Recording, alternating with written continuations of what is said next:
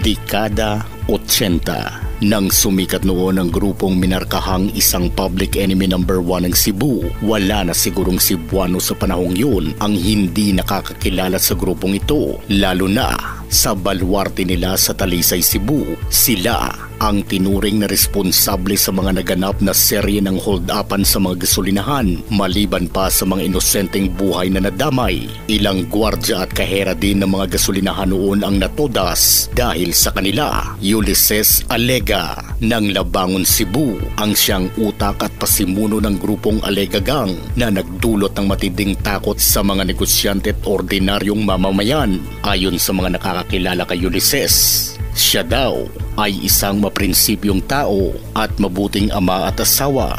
Ang kwento ni Ulysses o Buboy kung tawagin ng kanyang mga kaibigan ay sadyang kakaiba dahil sa hindi likas sa kanya ang pagiging isang masamang tao. Nagtrabaho ito ng parehas at marangal sa pamamagitan ng pamamasada ng jeep sa syudad.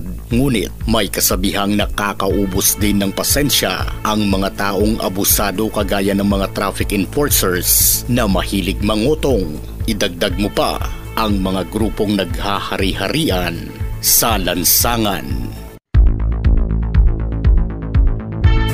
Noong mga panahong yun ay maraming nagsulputang mga gang sa Cebu at ang specialty nila ay ang mangikil sa mga drivers ng jeep sa kanilang lugar. Hindi makapalag ang karamihan sa mga drivers dahil protektado itong mga gangs ng ilang tiwaling opisyal ng pulisya. Walang ibang hangad si Buboy kundi ang mamuhay ng normal kasama ang kanyang asawa at anak.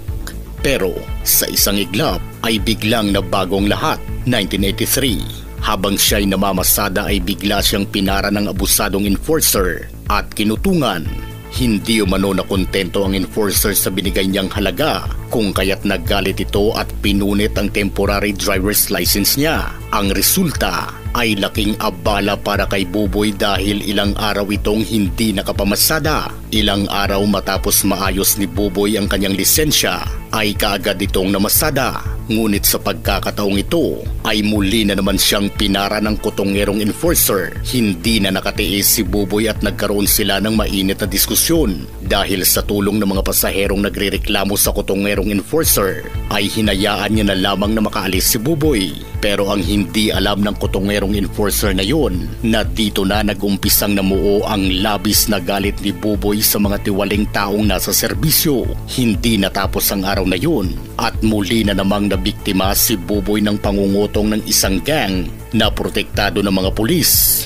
Ito ay ang grupo ni Logan, isang leader ng isang gang sa Cebu.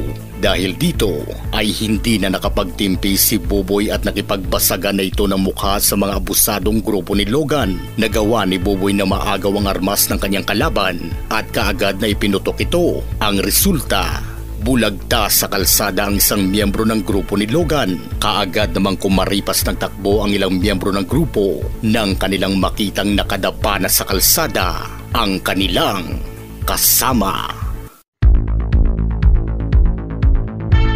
Dahil sa nangyari ay ikinulong si Buboy at pinahirapan ng husto. Kaagad naman siyang nakalabas ng kulungan dahil sa hindi na nagsampa ng kaso ang pamilya ng biktima dahil ang kanilang plano ay tudasin sa labas si Ulysses Alega. Alam na ito ni Buboy kung kaya't kaagad na siyang naghanda sa posibleng mangyari. Kaagad niyang pinuntahan ng grupo ni Eliezer Tabar alias Eli, kilalang gunrunner at tirador sa Cebu. Kaagad na nag-alok ng tulong si Eli kay Buboy. Pero tinanggihan niya ito sa umpisa dahil sa personal niya itong laban at ayaw niyang makaabala pa ng ibang tao. Pero kalaunan ay napagtanto niyang isang malaking grupo ang kanyang nakabangga at kailangan din talaga niya ng grupong kasangga, kaya tinanggap niya ang alok ng bagong kaibigang si Eli at dito na